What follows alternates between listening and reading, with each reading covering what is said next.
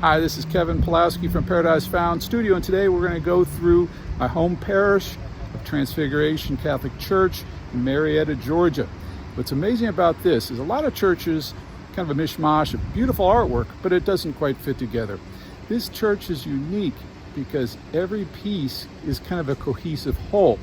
And that's the vision, two people that I have an opportunity to talk to in this series. And so we're going to be talking to Dale Molnar, the artist, and we're going to be talking also to Father Patrick, Bishop, who was part of hiring Dale to do all this work and commission his artwork. So we're going to start with this garden, St. Francis Garden.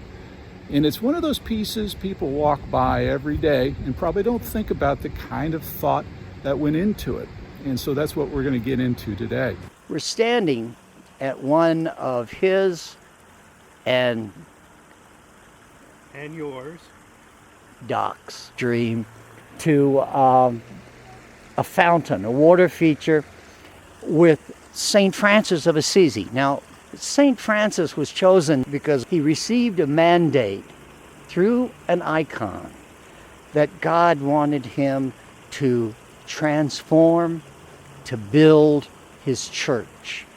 And St. Francis has been a sign of transformation and reform ever since, which is why our Holy Father took his name when he became the Pope. So we wanted a welcoming garden that would tell people who walked up, you're coming to a place where there is the cooling water of life that constantly understands we are growing in our knowledge and our commitment to God and to church, and that brings forth all the different signs of life in animals and in plants that show us the goodness of our Creator.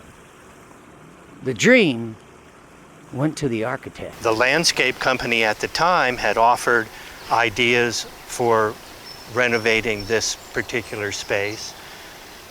And my concern was, although it was a very nice landscape design that they offered, it didn't go far enough, because this space is not just the entrance to the church, but it's also liturgical space. We use this for the Easter Vigil. We use it when we gather for Palm Passion Sunday. I felt that we needed to do more, and so we started the process. A lot of back and forth and discussion. Had a friend who was a Franciscan, and he suggested I read a book called We Were With St. Francis. And it's just a collection of anecdotes written by the Lesser Brothers who were talking about their life with St. Francis. There were lots of little things that I gleaned from that. And I wanted to make an image of Francis that was truthful.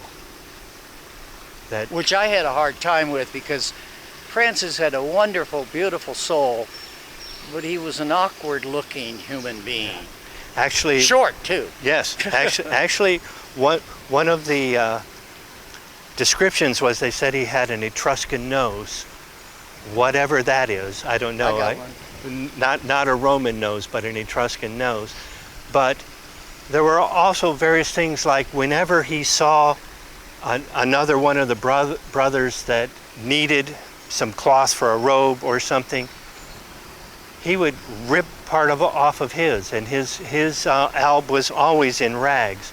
And because of that, they would give him one of theirs, and since he was very short, it was always ill-fitting, which gave him more opportunity to rip pieces of cloth off and distribute. He was always open and welcoming, and that was an important part of how I envisioned him being here, with his arms open, but also having the bird land on his hand. And they had a top knot, and it reminded him of what the monks wore. The lark, that's it, the larks. And reminded him of the hood? Yeah, it reminded him of the hood. And one of the things that we discussed was how this welcoming prayer garden should represent all the sorts of different aspects of love.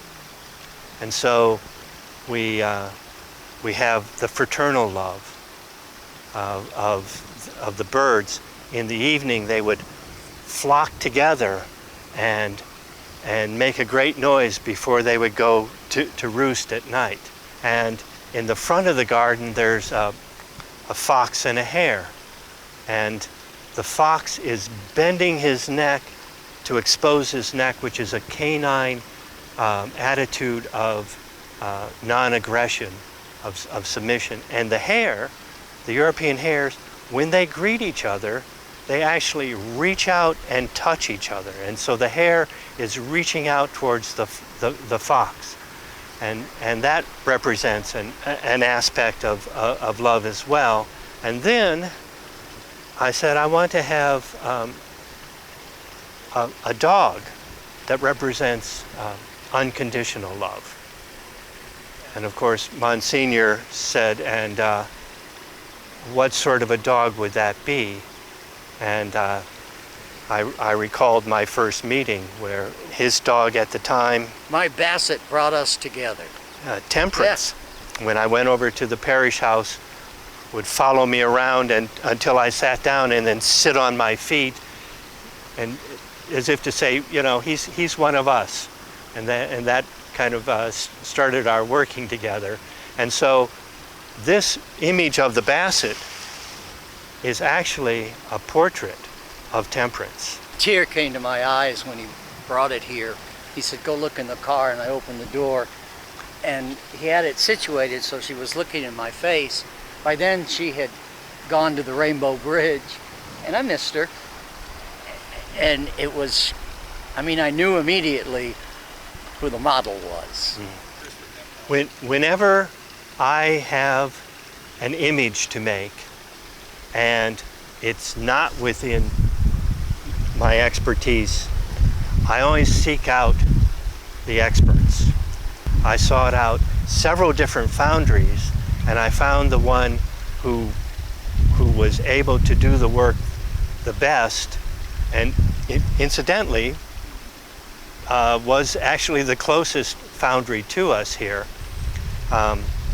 And then I went and worked with him at the foundry for a while before I worked on making this statue, so that I understood all of the intricacies and problems and structural considerations in doing the bronze sculpture. And then Doc came to us.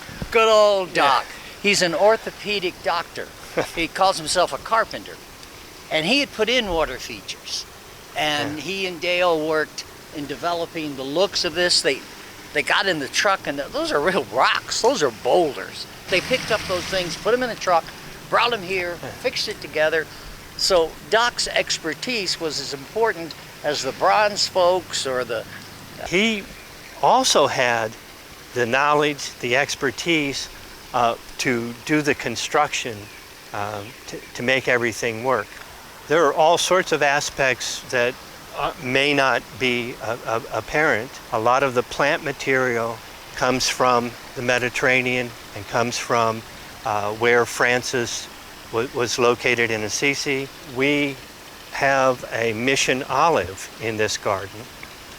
And when Francis was first commissioned to go to Spain, he decided to take an olive tree with him. He took this olive tree to Spain, and then they propagated it by taking cuttings and rooting the cuttings. When the Franciscans then were commissioned to go to the New World, to Mexico, they took cuttings from the olives in Spain to Mexico, and so forth. As they went up into the missions in California, they took cuttings from those trees north. So a mission olive is actually a clone from a clone from a clone all the way back to St. Francis's time. The idea of the welcoming prayer garden allows people, when they're first gathering, to start the process of transitioning from the world into the more sacred space and into being prepared for the celebrations and the Mass. It's a good way to welcome people. The waters of this fount recall the waters of the baptismal fount as you walk into the church.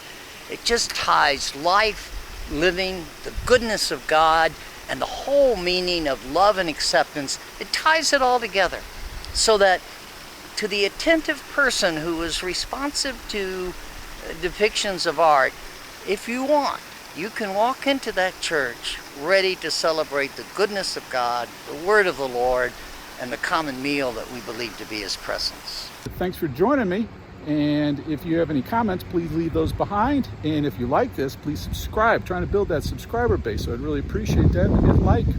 All right, God bless.